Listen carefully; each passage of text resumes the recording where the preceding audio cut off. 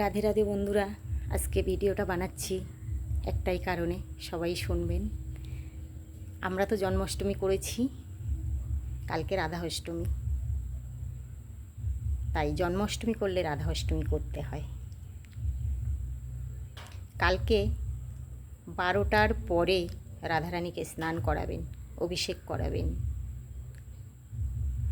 আর রাধারানী যে সমস্ত জিনিস পছন্দ করেন সেই সমস্ত ব্যঞ্জন বানাবেন, বানিয়ে রাধারানীকে সেবা দেবেন।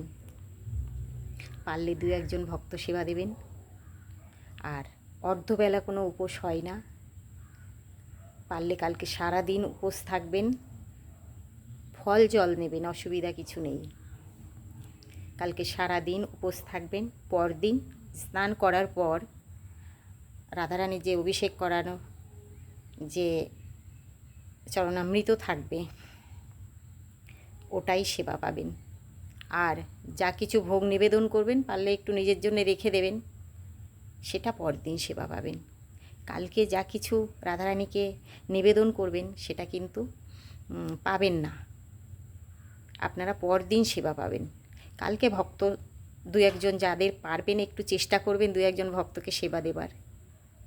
হ্যাঁ, রাধা ছাড়া গোবিন্দ পাওয়া যায় না, রাধার কৃপা থাকলে তবে গোবিন্দকে পাওয়া যায়।